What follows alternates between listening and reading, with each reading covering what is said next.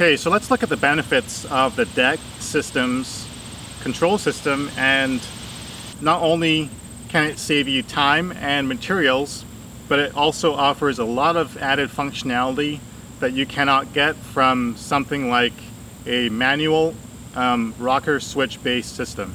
Alright, so looking at a rocker switch based system, we'd have a battery, you would have your cable going to a fuse block, and in that fuse block you would have an array of fuses, whether it's 4, 6, or 10 fuses, and then from there it would go from the fuse to the wire, from the wire to the switch, from the switch to another wire, and then from the wire to the load. And that's typically how that rocker switch system would be set up. In this case, we have the battery, we have a main power cable right here connecting to the ECM, we have one fuse here protecting the module, and then in the module everything is handled digitally. So all your fusing is handled digitally, and the trip points, all the circuit protection is all handled within the solid state control module. Alright, so we talked about the output module and how it has all the fusing and protection built in. Now for the switching side of it, all the switching is handled through the touchscreen. So you can set up multiple switches on the touchscreen. You can choose if you want the circuit or output to be dimming, fully latching for a certain time. You can choose if you want to switch 12 volt or ground. You can also choose if you want one button to control one output, or two outputs, or three outputs, or all 12 outputs at the same time. So there's a lot of different features that a system like this enables that a rocker switch based system cannot offer at all. Alright, so I have a demo here that we can use for demonstration purposes. It is all wired up. We can use it to demonstrate some of the features of this system. As you can see, I have the main power stud already connected here. There is power going to the module and the whole system, but as you can see, it is powered down. So you don't have to worry about it draining your battery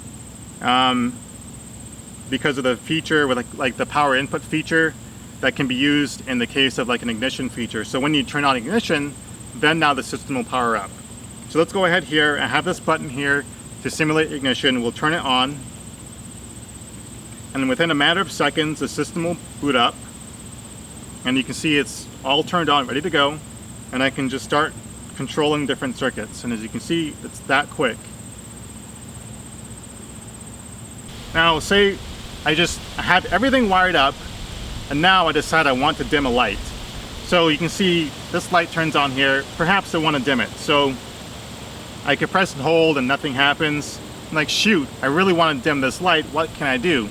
Well, with a typical rocker switch based system, I'd have to go out or buy something like a rheostat or a little switch that has a dimming feature inside of it, and then wire that in. It may have a different wiring, and I may have to change my wiring to accommodate that, but it's a long, arduous process.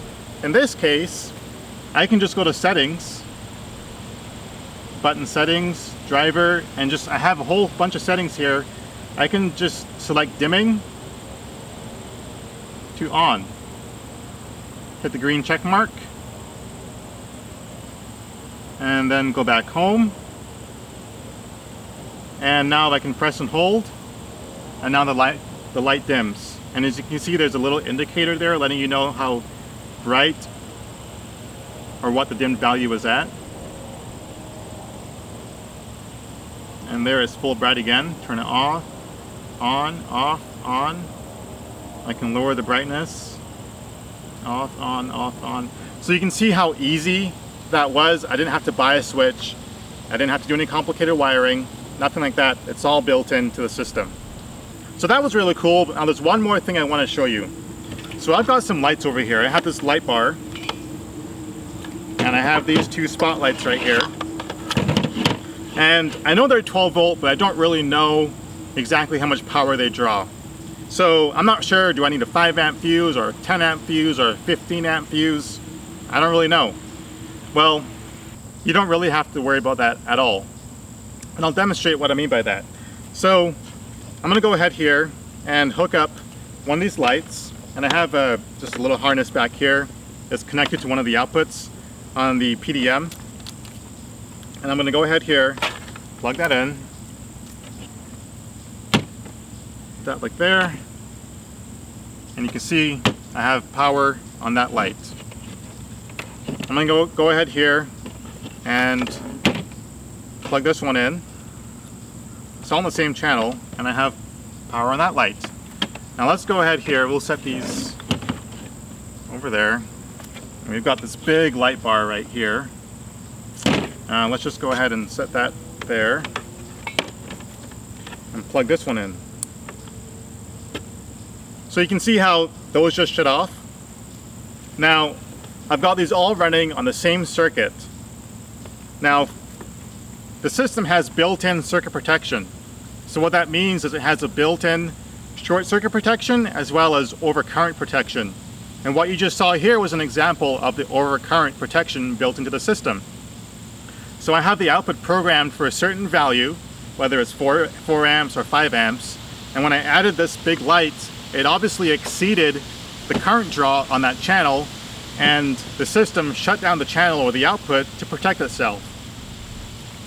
Now you can see here on the touchscreen how this light is flashing red, which indicates that the circuit was shut down to protect itself. And you can see this little triangle with an exclamation mark flashing at the top.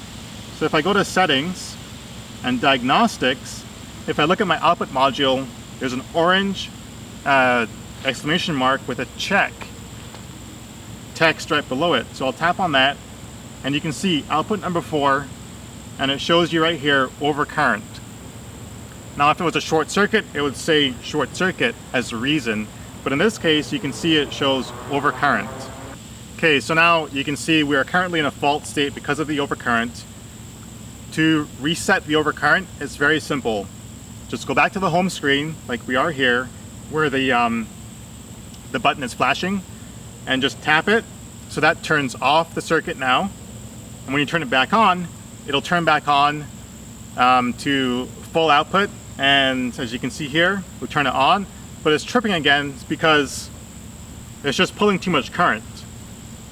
So that means I need to go into the settings and adjust the current on the output accordingly to match the load. So I can do that very easily here by going into settings and load settings. And so we are going to find the output that this is on. Now I know it's on channel 4, so I can actually turn on different outputs from my load settings page. And you can see I'll turn on channel 4 and it turns off real quick. And I can see, so I have it programmed to 4 amps right now, and it shows you live current, the actual amount of current that the output is drawing. So I'm going to go ahead here and increase it to 10 amps. Let's just see where it is. 10 amps is a very safe amount. If it's higher than 10 amps, it's not really going to damage anything. Now let's go ahead and turn that on. And it's still overcurrented. So let's bring it up to 13 amps.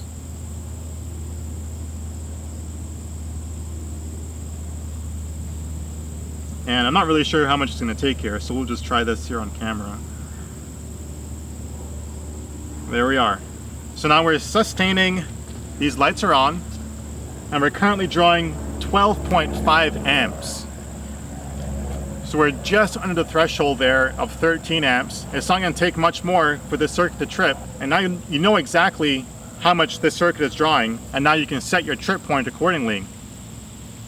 This is just touching on some of the features of a system like this and how much more beneficial it is over a system like a rocker switch based system.